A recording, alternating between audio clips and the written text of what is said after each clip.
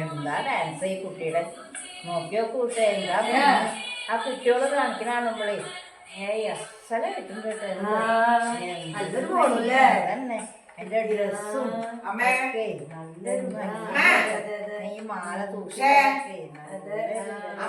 രണ്ടും ചെയ്യണ്ടല്ലേ ഇവർക്ക് ചെവി കെട്ടിനീശ്വര അതെ ഞാൻ ഭക്ഷണം കഴിക്കാൻ വേണ്ടി എത്ര നേരം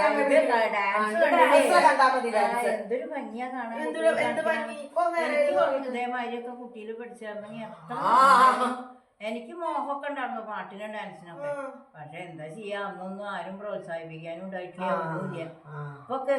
ഇപ്പൊ പഠിച്ചാ കൊള്ളാന്ന് മോഹമൊക്കെ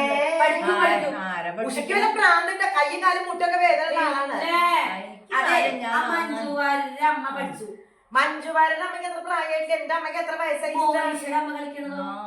അവരൊക്കെ മുമ്പ് പഠിച്ചാല ഉഷ നീ വെറുതെ മൂപ്പിച്ചു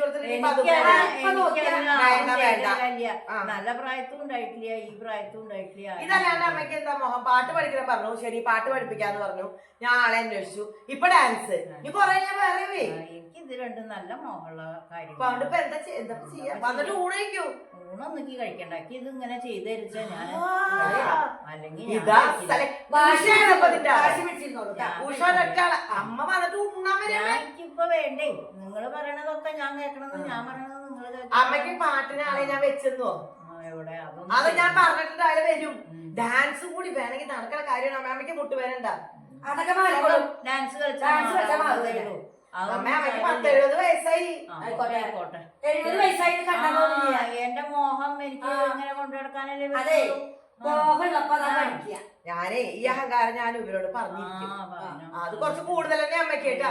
അതെ, അല്ലാന്നുണ്ടെങ്കിലൊക്കെ അവരുടെ സ്വന്തം ഇഷ്ടമാണല്ലോ. ഇതെന്താ ഇത് ശാരീരികമായി പ്രശ്നം വന്നാൽ നിക്കും അനൂപിനാണ് പ്രശ്നം. ഞാൻ അനൂപാണ്, എന്താ സാവിയാണ് അമ്മയെ നോക്കണോര്. എന്റെ മോഹൻ നിക്കിപ്പോ നിങ്ങളോടല്ലാണ്ട് ഞാൻ ആരോടെ പറയാ? ഊണേക്കൂ. ചെറുപ്പത്തിലും അമ്മോടും അച്ഛനോടും പറഞ്ഞാൽ ഉണ്ടിട്ട് നമുക്ക് എന്താ ആലോചിക്കാം. ഊണിപ്പോ വേണ്ടക്ക്. ഞാനേ അനൂപിനോട് പറഞ്ഞിട്ടെ ഉഷനി മോച്ചു തല്ലുട്ടോ പറഞ്ഞില്ലേ വേണ്ട. അല്ലെങ്കിലും ഇങ്ങനെ തന്നെയാണ്. ഒന്നും വേണ്ട പോലെ ഒന്നും ആരും ഒന്നും ഇതൊന്നും ഇല്ല. അങ്ങനെ പറഞ്ഞ മോഹങ്ങള്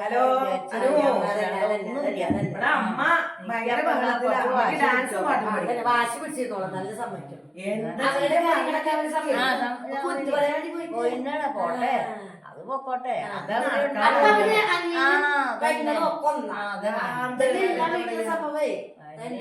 നാട്ടിലെ ഏതോ ഒരു തള്ള ഡാൻസ് കളിച്ചു. ഞാൻ എന്തായാലും ഭക്ഷണം കഴിക്കണമെങ്കിൽ ഡാൻസ് പറ്റുള്ളൂ, അല്ലാണ്ട്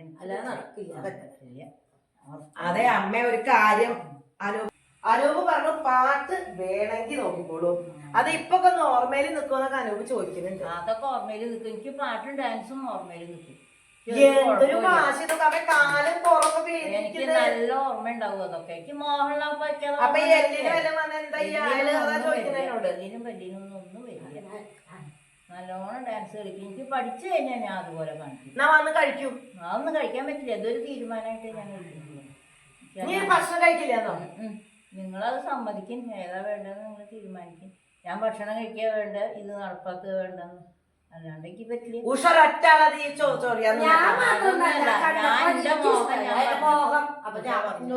പ്രായമുള്ളവരൊക്കെ ഡാൻസ് പഠിപ്പിക്കാൻ ആൾക്കാരുണ്ടാവും.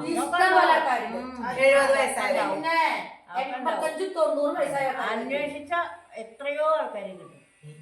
ഇങ്ങനെ ഒരു വാശി അമ്മയ്ക്ക് പണ്ട് ഭയങ്കര വാശിയാന്ന് പറഞ്ഞിട്ടുണ്ട്.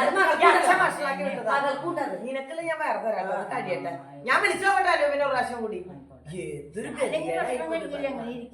എപ്പോഴാണ് ഡാൻസ് പഠിപ്പിച്ചത്? അമ്മയുടെ മകളഞ്ഞല്ലേ, മകളുടെ അമ്മഞ്ഞല്ലേ, അപ്പൊ വാശിയൊക്കെ ഉണ്ടാവും. അതൊരു മോഹണ്ടേ. വേണ്ട സമയത്തോ പറ്റിയിട്ടില്ല. ഇപ്പോഴെങ്കിലും ഒന്ന് പറ്റിച്ചാലോ. ഫോൺ ഞാൻ കൊടുക്കാം, പക്ഷെ അമ്മ മേടിക്കറിയില്ല കേട്ടോ.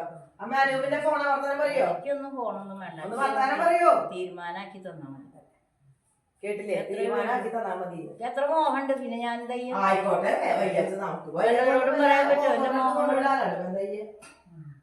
നോക്കിക്കോട്ടെ. ഒരാഴ്ച നോക്കിയാൽ പഞ്ചാര പൈസ തീരുമോ നമുക്ക് ആലോചിക്കാം. ശരി, ഞാൻ വെച്ചോ.